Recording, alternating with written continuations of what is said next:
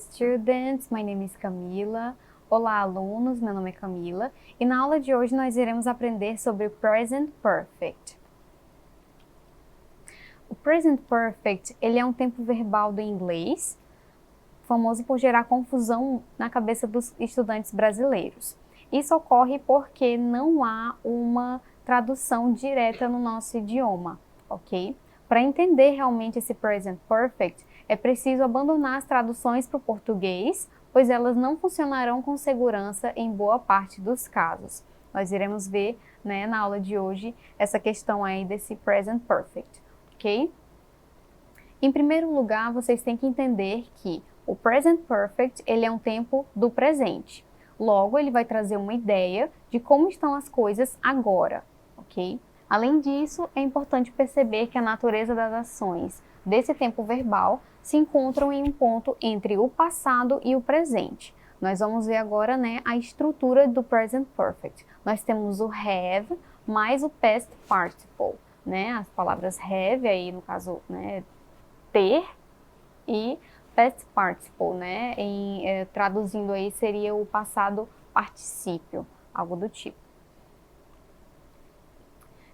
Atenção, para he, she e it, no caso para as pessoas do discurso ele, ela e it para coisas e objetos, você vai usar has ao invés de have, ok? A formação do past participle, no caso para os verbos regulares, o past participle, né, o passado no particípio, ele é formado pelo acréscimo das finalizações com ed, né, as letras ed.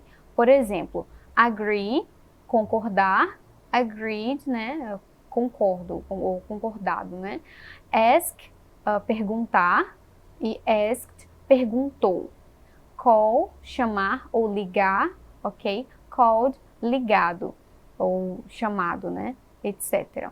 Para os verbos irregulares, apresentam formas distintas. Por exemplo, o be, no caso, né, o verbo to be, o verbo ser, fica been, né, sido. Sell, vender, fica sold, vendido. Speak, no caso falar, spoken, no caso falado, né, etc. Nós temos aí exemplos de frases, né, nesse Present Perfect. Por exemplo, ali nós temos I have been living in Rio de Janeiro since 2010. Eu estou morando no Rio de Janeiro desde 2010. Nós temos aí uma ação, né? Ela é presente, no caso a pessoa está ainda morando nessa cidade, portanto ela vai usar o have been, né? Eu estou morando, no caso aí na cidade desde o ano de 2010. O segundo exemplo, she has been living in Rio de Janeiro since 2010. Ela está morando no Rio de Janeiro desde 2010. O primeiro exemplo nós temos o have, né, que é o verbo para as pessoas eu, você, nós, eles, e o has, como nós dissemos ali na regra, né, gramatical, é utilizado para ele, ela e objetos, animais, né, no caso em inglês, he, she e it, ok? A forma afirmativa desse Present Perfect, né, para construir frases, nós iremos utilizar a seguinte estrutura. O sujeito, mais as palavras ou have ou has, mais o particípio passado, né? Nós temos ali o exemplo. My parents have visited Portugal 3 times. Meus pais visitaram para Portugal, né? Visitaram Portugal 3 vezes, ok? Esse have visited, né? Nós falamos ali no exemplo anterior, né? Que os verbos vão utilizar esse ed aí no final para, né, falar de uma ação que já foi passada, ok? Na forma negativa, nós temos o not, né, após o have ou has. Nós temos o sujeito na estrutura, né, o sujeito, have e has, plus not, né, acrescenta também o not, e o verbo principal. Nós temos ali eles aplicados no exemplo. My parents have not visited Portugal yet. Meus pais não visitaram Portugal ainda, né? Nós temos ali o não, no caso o not, para indicar, né, que essa ação não ocorreu. Portanto, nós vamos utilizar o have not, né? E o visited, que é o verbo ainda no passado, né? Nós iremos utilizar nessa frase, ok? Então, ela vai permanecer, né, o sentido completo da frase, né? Adicionado aí, no caso, ao present perfect, ok? Nós temos uma observação. O verbo to have, que é ter, pode ser utilizado na forma contraída quando conjugado no present perfect. Nesse caso, usa-se o apóstrofo e as letras V e E, né, destacado ali em azul para vocês, como forma contraída de have, e o apóstrofo e S como forma contraída de has. Nós temos aí abaixo esses exemplos para vocês entenderem melhor, né, o que a gente está falando. Por exemplo, I have, né, eu tenho, e aí a forma contraída fica I've, porque como a gente, né, percebe, as pessoas que falam inglês, elas gostam de encurtar as palavras. Então, para ele não dizer completamente a palavra I have, eles acabam encurtando e fica apenas I've, ok? You have, né? Você tem, fica you've. He has, ele tem, fica apenas his, né? She has, ela tem, fica she's. We have, nós temos, fica we've. E they have, eles têm, fica they've, ok? Essa aí foi a estrutura, né, do verbo ter na forma afirmativa.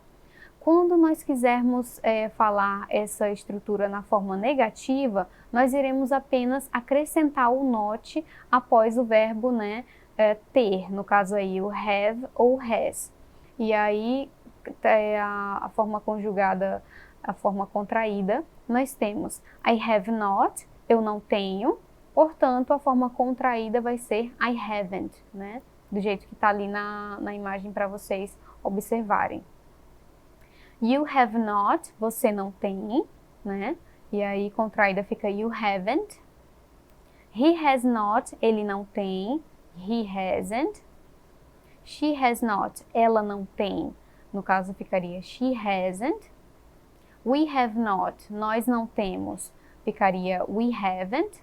E they have not, eles não têm, né? Na forma contraída aí fica they haven't, ok? A forma interrogativa, como a palavra mesmo já diz, né, nós iremos fazer uma pergunta. Para fazer perguntas no present perfect, é necessário inverter a ordem do have e do has na frase. Ou seja, ele é posicionado antes do sujeito, ok? Nós temos ali a estrutura have e has, mais o sujeito, mais o particípio passado, né? No caso aí, um verbo que indica uma ação passada, ok? Exemplo, have your parents visited Portugal 3 times? Seus pais já visitaram Portugal 3 vezes?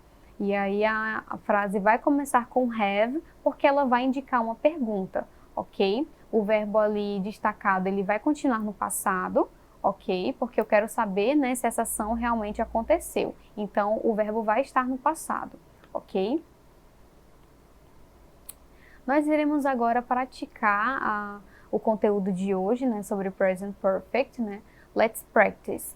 Na número 1, qual das frases abaixo não está no present perfect? Nós temos na letra A, I haven't played soccer for 4 years. Eu tenho jogado futebol por 4 anos. Na letra B, she has a beautiful house. Ela tem uma casa muito bonita. Letra C, this morning he has drunk 3 coffees. Essa manhã ele tem tomado 3 copos de café, né? Ou 3 xícaras de café. Letra D, who has been reading my diary? Quem tem lido meu diário? E na letra E, I have worked all my life. Eu tenho trabalhado, né, durante toda a minha vida. Qual dessas frases aí não está no present perfect?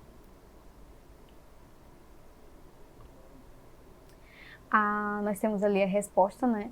A letra B, ela é a única frase que não está no present perfect, até porque vocês devem ter percebido que algumas frases nós temos o has, o have, né? Ou haven't na forma negativa, né? No caso, tem, não tem. Então, na letra B nós temos esse has, mas nós não temos outro verbo que indica, né? Nem no passado, nem com uma forma irregular de que, né, ela está no present perfect, ok? Na segunda questão agora, de acordo com o que você aprendeu sobre o present perfect, assinale T para verdadeiro, no caso true, né? E F para false, que em português significa falso, ok? O primeiro parênteses nós temos: traduções para o português é a melhor forma de compreender o present perfect, pois elas sempre funcionam. No segundo exemplo, nós temos, nas frases de forma interrogativa, o verbo auxiliar have vem antes do sujeito. E na terceira opção, nós temos a forma abreviada de she has é she's e a forma abreviada de she has not é she has not. Quais seriam aí as verdadeiras e as opções falsas na frase? Vocês conseguem identificar quais são elas? A primeira, nós temos uma opção falsa, né? A tradução para o português é a melhor forma de compreender o present perfect. Não, nem sempre a tradução ao pé da letra ela vai funcionar nesse tempo verbal, ok? Nós temos aí a próxima, né? As frases na forma interrogativa, o verbo auxiliar have vem antes do sujeito. É verdadeira, ok? Nós temos ali o exemplo: Have you worked for 2 hours? O have, né, ou has, dependendo aí de quem seja o sujeito da oração, ele vai vir sim no início da frase quando ela for interrogativa, ok? Caso eu vou fazer uma pergunta. E a última, false, no caso é falsa, né? A abreviação de she has é X, porém she has not, ela tem ali como vocês podem ver na imagem, ao invés de ser abreviada para she has not apenas com apóstrofo, ela vai ficar she hasn't, ok? Como vocês observaram ali, né, na imagem. Nossa aula por hoje ela foi finalizada, né? Para mais informações, acessem a plataforma Eduque para realizar atividades, para tirar suas dúvidas, ok? Bye bye, see you next class. Tchau, tchau, até a próxima aula.